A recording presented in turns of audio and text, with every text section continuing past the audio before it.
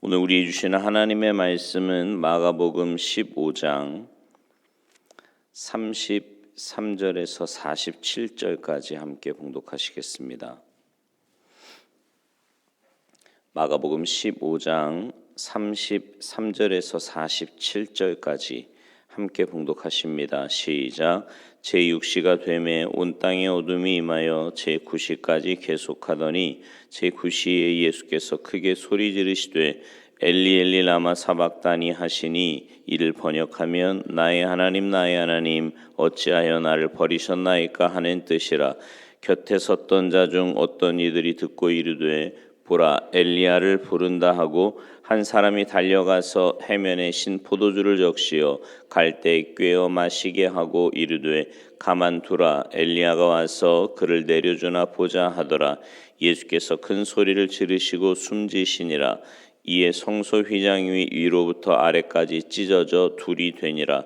예수를 향하여 섰던 백부장이 그렇게 숨지심을 보고 이르되 이 사람은 진실로 하나님의 아들이었도다 하더라. 멀리서 바라보는 여자들도 있었는데 그 중에 막달라 마리아와 또 작은 야고보와 요새의 어머니 마리아와 또 살로메가 있었으니 이들은 예수께서 갈릴리에 계실 때에 따르며 섬기던 자들이요 또 이 외에 예수와 함께 예루살렘에 올라온 여자들도 많이 있었더라. 이날은 준비일 곧 안식일 전날이므로 저물었을 때에 아리마대 사람 요셉이 와서 당돌이 빌라도에게 들어가 예수의 시체를 달라 하니 이 사람은 존경받는 공회원이요 하나님의 나라를 기다리는 자라. 빌라도는 예수께서 벌써 죽었을까 하고 이상히 여겨 백부장을 불러 죽은 지가 오래냐 묻고 백부장에게 알아본 후에 요셉에게 시체를 내주는지라. 요셉이 세마포를 사서 예수를 내려다가 그곳으로 싸서 바위 속에 판 무덤에 넣어두고 돌을 굴려 무덤 문에 놓음에 막달라 마리아와 요새의 어머니 마리아가 예수 둔 곳을 보더라. 아멘. 할렐루야. 십자가는 하나님과 인간이 만나는 자리였습니다. 예수님의 신성과 인성이 충돌하는 사건이었고요. 하나님의 거룩하심과 인간의 추악함이 맞닥뜨린 장소였습니다. 하나님의 사랑과 인간의 죄악이 다투는 장소였지요. 오늘 본문 34절 말씀이 이를 유감없이 보여주는데요. 엘리 엘리 라마 사박다니 하고 아람어로 말씀하셨는데 번역하면 나의 하나님 어찌하여 나를 버리셨나이까 하는 뜻입니다. 이 말씀보다 인간 예수님의 고뇌를 더 깊이 나타내 주는 말은 없을 겁니다. 그러나 여러분, 이 말씀이 예수님의 절망이나 불신앙을 표현하는 것은 아니지요. 정반대로 우리를 죄와 죽음으로부터 구원하시기 위해서 철저히 하나님으로부터 버림받아야만 한다는 성경의 약속이 이루어진 말씀입니다. 이 말씀은 시편 22편 1절을 인용한 말씀인데요. 22편 1절에 보면 이렇게 되어 있어요. 내 하나님이여 내 하나님이여 어찌 나를 버리셨나이까 어찌 나를 멀리하여 돕지 아니하시오며 내 신음소리를 듣지 아니하시나이까. 나를 버리셨다고 부르짖는 이 시편 기자의 절규는 믿음 없는 사람이 하는 소리가 아닙니다. 정반대로 하나님에 대해서 많은 것을 기대했던 사람이 하나님을 향하여 외치는 울부짖음인 거지요. 마찬가지로 예수님 역시 하나님에 대해서 많은 것을 기대했는데 이제 모든 인간적인 소망이 끊어지는 데서 울부짖었던 겁니다. 여기에 100% 인간이신 예수님의 고뇌가 담겨져 있지요. 그러나 하나님은 아들 예수님을 철저히 버려야 하지만 당신의 구속 사역이 완성될 수 있다는 사실을 알고 계셨습니다.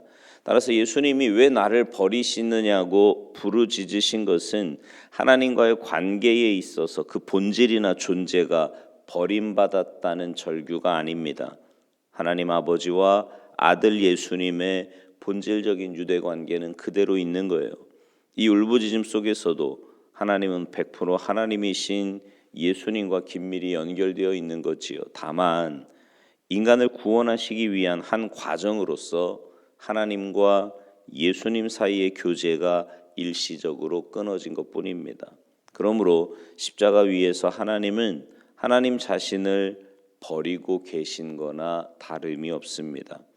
베드로전서 3장 18절 그리스도께서도 단번에 죄를 위하여 죽으사 의인으로서 불의한 자를 대신하셨으니 이는 우리를 하나님 앞으로 인도하려 하심이라.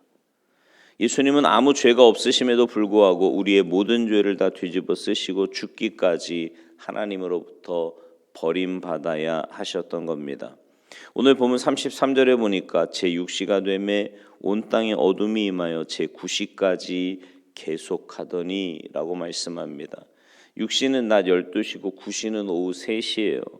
예수님께서 우리 시간으로 오후 3시에 완전히 숨을 거두시기까지 3시간 동안 온 세상이 어두워졌던 겁니다. 왜 갑자기 대낮에 이렇게 깜깜해졌을까요? 이것은 어떤 자연적인 현상이 아니라 하나님의 뜻 때문이었습니다. 성경에서 어둠은 언제나 인간의 죄에 대한 하나님의 심판과 관련이 있어요. 그러므로 한낮에 어둠이 온 땅을 덮었다라는 것은 하나님의 아들을 십자가에 못 박는 불의한 인간에 대한 하나님의 심판을 상징하는 겁니다. 아니, 사악한 인류 전체에 대한 하나님의 진노를 의미하는 거예요. 더 정확히 말해서 이 어둠은 하나님의 아들 예수에 대한 심판을 뜻하기도 하는 것입니다. 십자가에 달리신 예수님은 당신의 죄 때문에 십자가를 지신 게 아니지요. 우리의 죄를 대신 뒤집어 쓰시고 우리가 이 죄에 대한 형벌로 마땅히 받아야 할 치욕과 고난과 죽음을 대신 지신 겁니다. 한낮의 어둠이 온 천지를 뒤엎었던 그 3시간은 우리 주님께서 우리 죄를 대신 뒤집어 쓰신 시간입니다. 우리의 죄 때문에 우리를 대신하여 하나님의 진노와 심판을 받으신 시간인 겁니다. 오늘 보면 34절을 보세요. 나의 하나님 어찌하여 나를 버리셨나이까. 여러분 사복음서 중에서요 오직 여기에서만 예수님께서 하나님을 아버지라고 부르지 않고 하나님이라고 부르시고 있습니다. 아버지는 하나님과 예수님이 부자 관계임을 알려주는 친밀한 호칭이 있지요. 그러나 하나님은 아버지보다는 거리가 먼 호칭입니다. 그러면 예수님께서 왜 이 순간만큼은 아버지라고 하지 않고 하나님이라고 부르셨을까요? 이것은 예수님께서 우리의 모든 죄를 덮어 쓰시고 우리와 같은 죄인이 되셔서 하나님으로부터 완전히 버림을 받게 되었다는 사실을 나타냅니다. 다시 말해서 아버지와 아들의 친밀한 교제가 단절되었음을 보여주는 거지요. 인간의 죄를 무섭게 심판하시는 공의로우신 하나님과 온 인류의 죄를 두 어깨에 걸머지신 죄인 예수님의 차가운 법률적인 관계만 존재하고 있음을 알려주는 겁니다. 예수님은 하나님 아버지로부터 십자가에 완전히 처절하게 버림을 받았습니다. 이것은 당신의 아들을 버리신 것이 아니라 인간 예수님께서 떠맡으신 죄인된 온 인류를 버리셨다는 것과 마찬가지입니다. 그러므로 예수님의 버림받으심은 대리적 버림받으심이었습니다. 예수님의 버림받으심은 예수님 개인만이 버림받은 것이 아닙니다. 우리 역시 죄로 인해 하나님으로부터 버림받은 것을 의미합니다.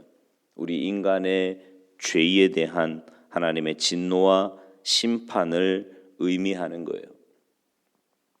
나훔 1장 6절에 보면 선지자 나훔이 인간의 죄에 대한 하나님의 진노를 이렇게 표현합니다.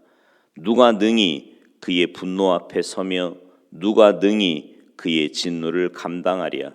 그의 진노가 불처럼 쏟아지니 그로 말미암아 바위들이 깨지는도다. 우리가 지은 죄에 대하여 하나님께서 이렇게 진노하신다면 예수님은 바로 우리를 대신하여 그 하나님의 진노를 감당하셨던 겁니다. 십자가에 달려 돌아가시기까지 버림받으심으로 우리 자신을 대신해서 하나님의 진노를 친히 감당하셨던 거지요. 예수님께서 십자가에서 고난받으시고 마침내 하나님으로부터 완전히 버림받으신 사건은 죄에 대해 도무지 감당할 수 없는 우리를 대신해 받으신 그 사건임을 기억하시기 바랍니다. 그러므로 십자가야말로 인간을 사랑하시는 하나님의 사랑이 가장 완벽하게 표현된 사건임을 믿으시기 바랍니다. 우리는요, 어둠에 속한 사람들이 아니에요. 근데 자꾸만 살면서 힘든 일을 만나고 또 어렵고 이러면 뭘 자꾸 생각하냐면 하나님의 사랑을 자꾸 의심하게 돼요. 하나님이 나를 사랑하시나? 여러분, 하나님의 사랑이 의심이 될 때마다 주님 지신 십자가를 바라보시기 바랍니다. 우리는 감당할 수 없는 그 죄의 값을 주님이 다 지시고 십자가에서 죽으신 거예요. 왜요? 사랑하시기 때문에. 아무 이유가 없어요. 여러분 생각해 보세요. 하나님이 독생자를 내주실 이유가 있던가요? 아니잖아요. 우리가 죄인 되었을 때였잖아요. 근데 그렇게 십자가에 내어주시고 또 하나님이신 예수님이 인간의 몸을 입고 이 땅에 오셔서 그 모진 고난과 고통을 당하시고 십자가에 죽으신 이유가 있나요? 당연한 겁니까? 아니라니까요. 아무 이유가 없어요. 우리 하나님 입장에서 볼 땐 그럴 이유가 전혀 없는 거예요. 그런데 이유는 딱 하나예요. 사랑입니다. 우리를 사랑해 주셨고 그 사랑으로 십자가를 지셨고 그 사랑으로 우리에게 영원한 생명을 허락해 주신 줄 믿습니다. 이미 예수님께서 십자가에 달리셨을 때 우리 대신 그 모든 심판을 다 당하신 겁니다. 뿐만 아니라 세상의 빛 되신 예수님께서 어둠을 몰아내시고 우리가 빛 가운데 살도록 인도하시는 거예요. 이제 우리는 어둠에 속한 사람들이 아니라니까요. 요한일서 1장 5절은 이렇게 말씀합니다. 하나님은 빛이시라. 그 얘기는 어둠이 조금도 없으시다는 것이니라. 예수님께서 어둠의 절망 속에서 우리 대신 심판을 받아주셨고요. 그러므로 이제 우리는 더 이상 어둠 속에서 살아서는 안 됩니다. 십자가 하나로 어둠의 세계는 끝났어요. 빛 안에서 주님과 이웃을 사랑하며 사시기 바랍니다. 그래서 이 땅에서부터 하늘의 놀라운 은혜와 평화를 맛보고요. 여러분 그거 아시죠? 사랑을 충분히 받은 사람은 그 사랑을 나눠주는데 어려움이 없습니다. 왜냐하면 내가 받은 사랑이 뭔지를 알기 때문에. 마찬가지예요.